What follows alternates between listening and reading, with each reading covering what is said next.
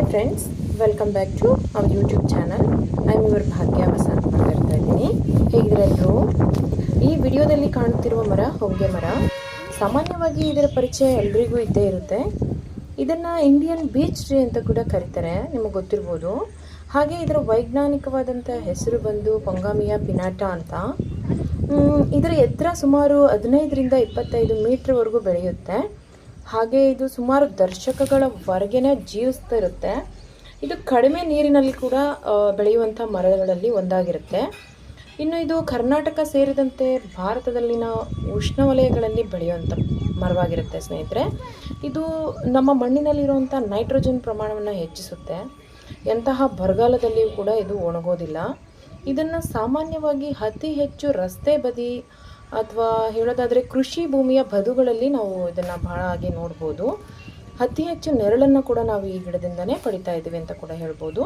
ಇನ್ನು ಕೀಟಗಳಿಗೆ, ಪ್ರಾಣಿ ಪಕ್ಷಿಗಳಿಗೆ ಹಾಗೂ ಪರಾಗಸ್ಪರ್ಶ ಕ್ರಿಯೆ ಇದರಲ್ಲಿ ಇದರ ಪಾತ್ರ ಹೆಚ್ಚಿನದಾಗಿರುತ್ತೆ. ಇದರ ಪ್ರಯೋಗಗಳು ಬಂದು ಅಂದರೆ ಉಪಯೋಗಗಳನ್ನು ನೋಡೋದಾದರೆ ನಾವು ಬಯೋಡೀಸೆಲ್ ತಯಾರಿಸ್ಬೋದು. ಕೈಗಾರಿಕಾ ಮಟ್ಟದಲ್ಲಿ ಸೋಪು ಅಥವಾ ಏನು ಸಾಬೂನು ಅಂತ ಹೇಳ್ತೀವಿ, ಮತ್ತು ಇನ್ನೂ ಇತರ ಕೆಲವು ಉತ್ಪನ್ನಗಳಲ್ಲಿ ತಯಾರಿಕೆಗಳಲ್ಲಿ ಇದರ ಪಾತ್ರ ಇದ್ದೇ ಇದೆ.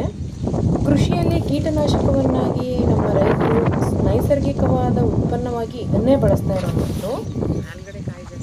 ಇನ್ನು ನಿಮಗೆ ಗೊತ್ತೇ ಇರುತ್ತೆ, ಹಳ್ಳಿಗಳಲ್ಲಿ ದೀಪ ಹಚ್ಚಲು ಮೊದಲಿಗೆ ಇದನ್ನೇ ಬಳಸ್ತಾ ಇರುವಂಥದ್ದು.